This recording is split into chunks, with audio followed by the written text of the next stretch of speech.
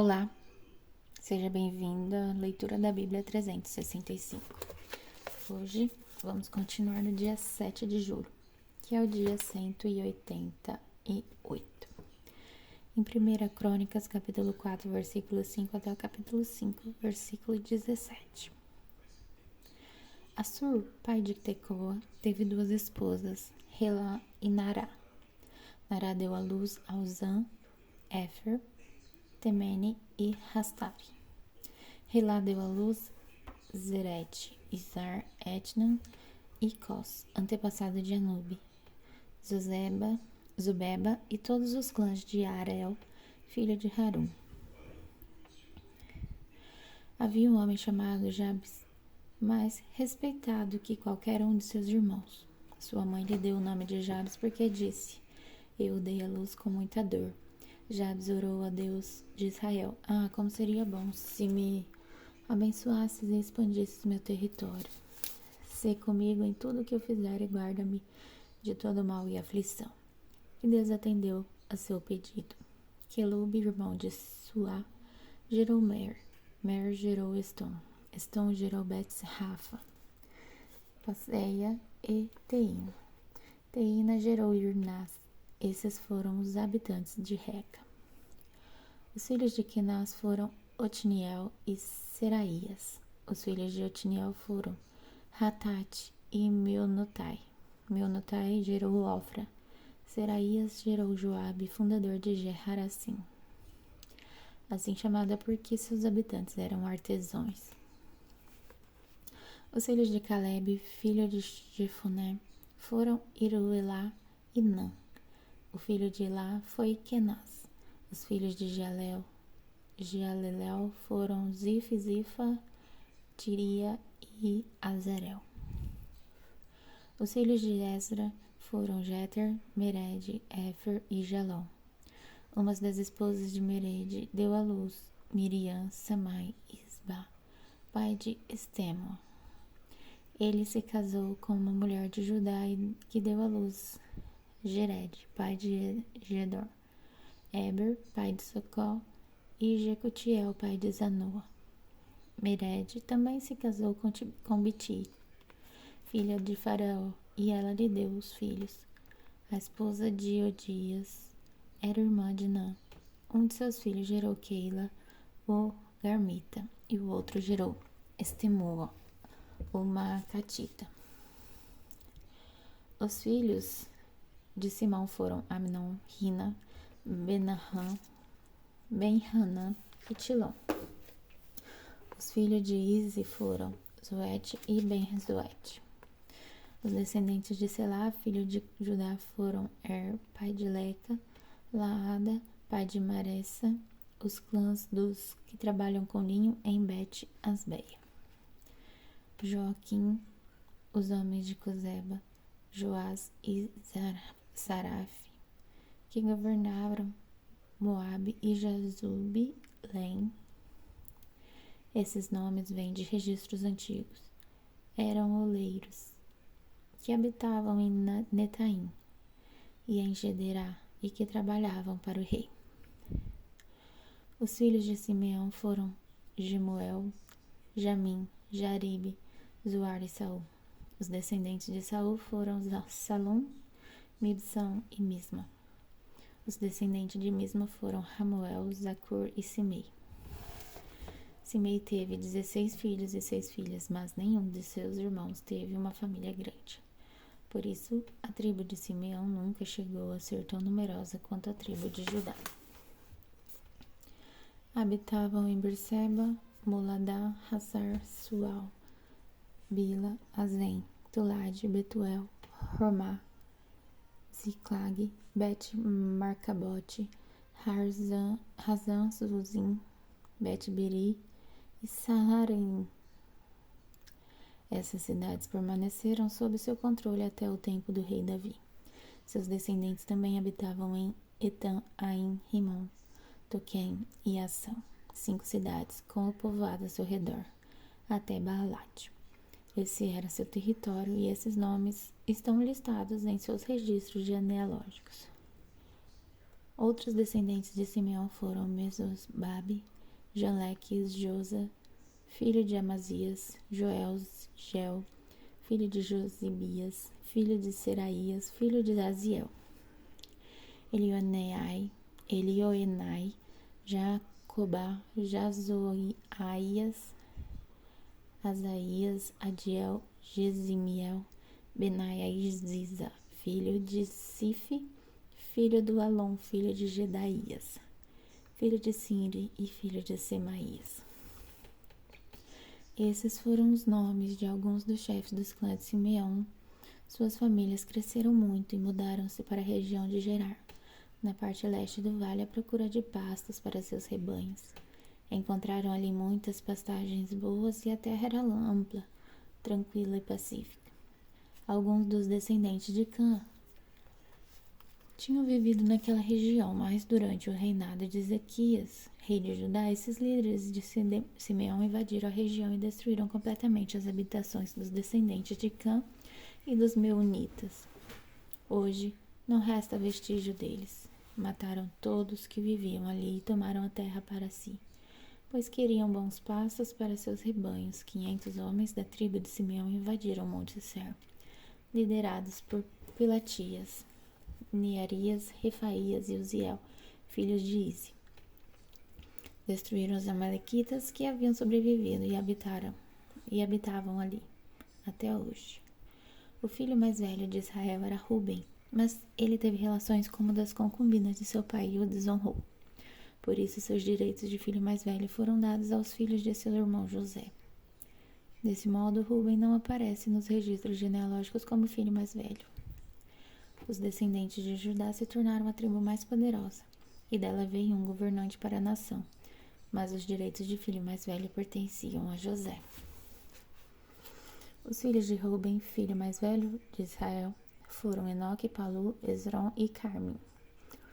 Os descendentes de Joel foram Semaías, Gog, Simei, Mica, Reaías, Baal e Bera. Bera era o chefe dos Rubenitas, quando foram levados ao cativeiro por Tiglat-Pileser, rei da Síria. Os parentes de Beera, listados em seu registro genealógico de acordo com seus clãs, foram Jeiel, o chefe, Zacarias e Belá, filho de Azaz, filho de Sema, filho de Joel. Os Rubenitas habitavam na região que se estende de Aroer até Nebo e Baal-Meon, uma vez que tinham tantos rebanhos na terra de Gileade, espalharam-se para o leste, em direção ao limite do deserto que se estende para o rio Eufrates. Durante o reinado de Saul, os Rubenitas guerrearam contra os agarenos e os derrotaram. Passaram a viver nos acampamentos deles em toda a região a leste de Gileade. Ao lado dos Rubenitas ficaram os descendentes de Gade, que habitavam na terra de Bassã até Salcá. Joel foi o chefe na terra de Bassã e Safã, o segundo no poder, seguindo de Janá e Safate. Seus parentes chefes de outros 7 clãs foram Micael, Messulão, Seba, Jorai, Jacã, Zia e Eber. Todos esses foram descendentes de Abiail, filho de Uri, filho de Jaroa, filho de Gileade, filho de Micail, filho de Jesisai, filho de Jado, filho de Bus. Aí, filho de Abdiel, filho de Guni, foi o chefe de seus clãs. Os Gaditas habitaram na terra de Gileade, em Bassã e em seus povoados e em toda a região de pastagens de Sarón. Todos foram listados nos registros genealógicos no templo de Jotão, rei de Judá, e de Jeroboão, rei de Israel. Agora em Atos, capítulo 25, versículo de 1 a 27. 3 dias depois que Festo chegou a Cesareia para assumir suas novas responsabilidades no governo da província, partiu para Jerusalém, onde os principais sacerdotes e outros líderes judeus se reuniram com ele e lhe apresentaram as acusações contra Paulo. Pediram a Festo, como favor, que transferisse Paulo para Jerusalém, pois planejavam armar uma emboscada para matá-lo no caminho. Festo respondeu que Paulo estava em Cesareia e que ele próprio voltaria para lá em breve. Algum de vocês que tem autoridade voltem comigo, disse ele. Se Paulo tiver feito algo de errado, vocês poderão apresentar suas acusações. 8 ou 10 dias depois, Festo voltou a Cesareia e no dia seguinte convocou o tribunal e mandou que trouxessem Paulo. Quando Paulo chegou, os líderes judeus vindo de Jerusalém se juntaram ao seu redor e fizeram várias acusações graves que não podiam provar. Paulo se defendeu: não sou culpado de nenhum crime contra as leis judaicas, nem contra o templo, nem contra o governo romano. Então Festo, querendo agradar os judeus, perguntou: você está disposto a ir a Jerusalém e ali ser julgado diante de mim? Paulo respondeu: este é um tribunal oficial romano, portanto eu devo ser julgado aqui mesmo. O Senhor sabe muito bem que não fiz nenhum mal aos judeus. Se fiz algo para merecer a pena de morte, não me recuso a morrer. Mas, se sou inocente, ninguém tem o direito de me entregar a estes homens. Eu apelo para César. Festo consultou seus conselheiros e por fim respondeu: muito bem, você apelou para César. Então irá para César. Alguns dias depois, o rei Agripa chegou com sua irmã Berenice para visitar Festo. Durante a estada deles, que durou vários dias, Festo discutiu o caso de Paulo com o rei. Tenho aqui um prisioneiro que Félix deixou para mim, disse ele. Quando estive em Jerusalém, os principais sacerdotes e líderes judeus apresentaram acusações contra ele e pediram que eu o condenasse. Eu lhes disse que a lei romana não condena ninguém sem julgamento. O acusado deve ter a oportunidade de confrontar seus acusadores e de se defender. Quando eles vieram aqui para o julgamento, não me demorei. Convoquei o tribunal logo no dia seguinte e mandei chamar Paulo. Os judeus, porém, não o acusaram de nenhum dos crimes que eu esperava. Ao contrário, era algo relacionado à sua religião e a um morto chamado Jesus, que Paulo insiste que está vivo. Sem saber como investigar essas questões, perguntei a Paulo se estava disposto a ir a Jerusalém e ali ser julgado por essas acusações. Mas ele apelou ao imperador para que julgue seu caso. Por isso, ordenei que fosse mantido sob custódia até eu tomar as providências necessárias para enviá-lo a César. Então, Agripa disse a Festo: gostaria de ouvir esse homem pessoalmente. E Festo respondeu: amanhã poderá ouvi-lo. No dia seguinte, Agripa e Berenice chegaram à sala de audiência com grande pompa, acompanhadas de oficiais militares e homens importantes da cidade. Festo mandou trazer Paulo e em seguida disse: Rei Agripa e demais presentes, este é o homem cuja morte é exigida pelos judeus tanto aqui como em Jerusalém. Em minha opinião, ele não fez coisa alguma para merecer a morte. Contudo, uma vez que apelou ao imperador para que julgue seu caso, decidi enviá-lo a Roma. Não sei, porém, o que escrever ao imperador, pois não há nenhuma acusação contra ele. Por isso eu trouxe diante dos senhores, especialmente do rei Agripa, para que depois de o interrogarmos,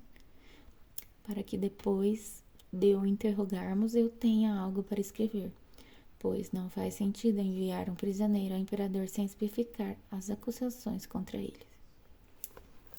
Agora em Salmos capítulo 5, versículo de 1 a 12. Ao regente do coral, Salmo de Davi para ser acompanhado com flauta. Ó Senhor, ouve minhas palavras e preste atenção aos meus gemidos. Atende ao meu clamor por socorro, meu Rei e meu Deus, pois é somente a Ti que oro. Escuta minha voz logo cedo, Senhor. Toda manhã te apresento meus pedidos e fico à espera. Ó Deus, Tu não tens prazer algum na maldade e não toleras o pecado dos perversos. Os orgulhosos não terão lugar em Tua presença, pois odeia todos os que praticam mal. Tu destróis os mentirosos. O Senhor detesta assassinos e enganadores. Por causa do teu grande amor, entrarei em sua casa. Adorarei em seu templo com profunda reverência. Conduz-me pela tua justiça, Senhor, para que meus inimigos não me vençam. Remove os obstáculos do teu caminho para que eu os siga. Meus inimigos são incapazes de falar a verdade.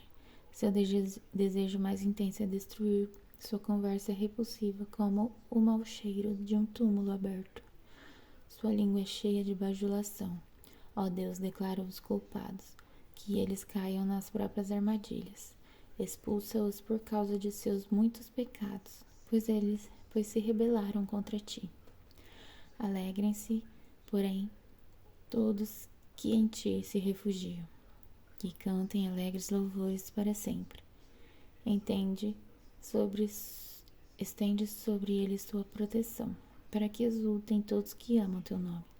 Pois tu, Senhor, abençoas os justos com teu favor e os protege como um escudo. Agora em Provérbios, capítulo 18, versículo 19. É mais difícil reconquistar um amigo ofendido que uma cidade fortificada. As discussões separam amigos como um portão trancado. Até amanhã, no dia 8 de julho.